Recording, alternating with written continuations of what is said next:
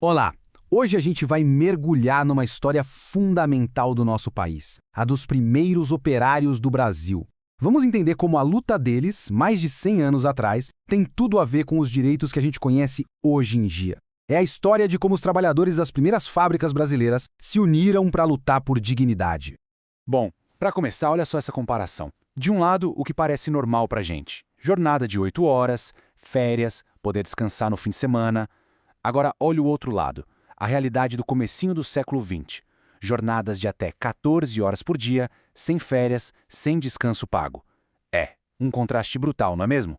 E aí fica a grande pergunta que vai guiar a nossa conversa de hoje.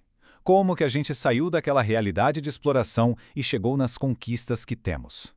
A resposta, adianto, não foi nada simples nem rápida. Ela foi construída, na verdade, com muita, mas muita luta.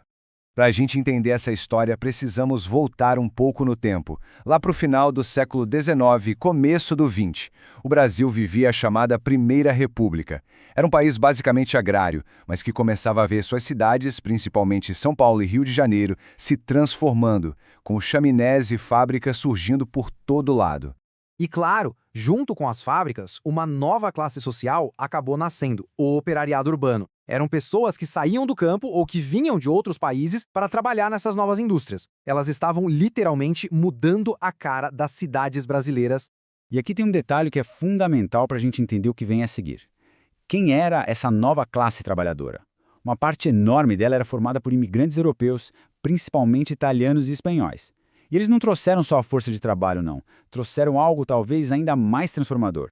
É que, na bagagem, esses imigrantes trouxeram ideias políticas que estavam fervilhando na Europa.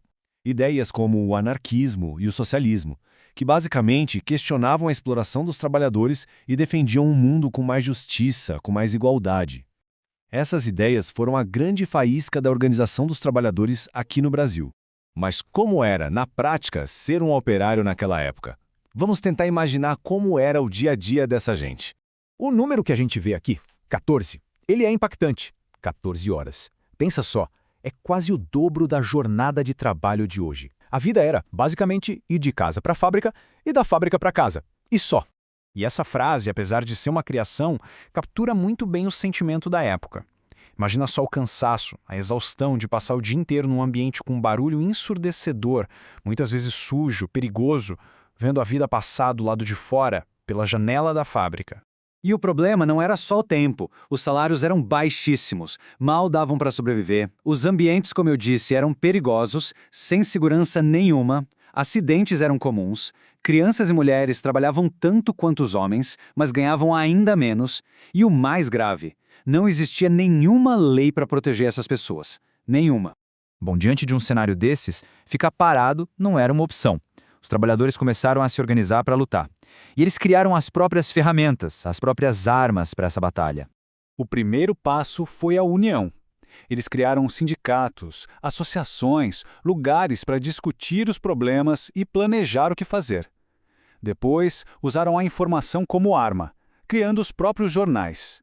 E, por fim, a ferramenta mais poderosa que eles tinham, a greve, ou seja, a paralisação total do trabalho. E pensem só na importância desses jornais. Eles eram, de certa forma, a internet daquela época para essa galera.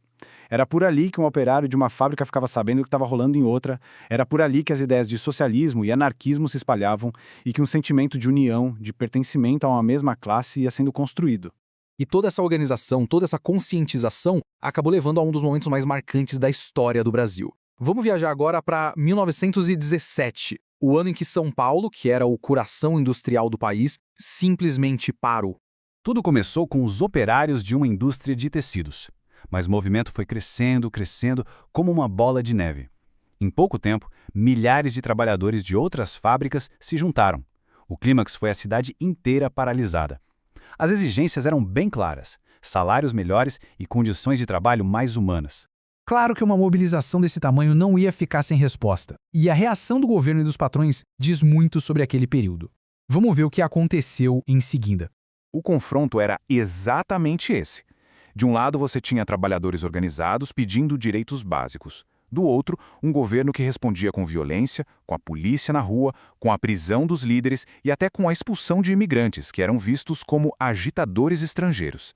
Essa repressão era uma barreira gigante para qualquer avanço. Então quer dizer que a luta não adiantou nada? Foi em vão?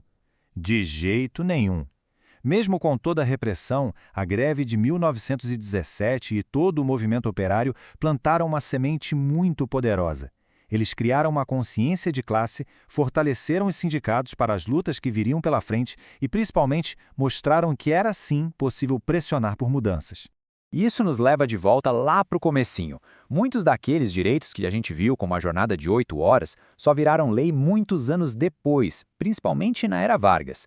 Mas o ponto-chave é este. Essa conquista não caiu do céu.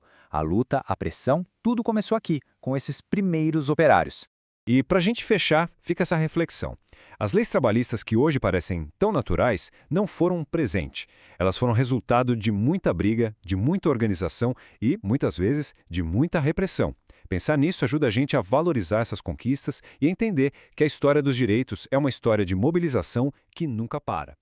Olá! Hoje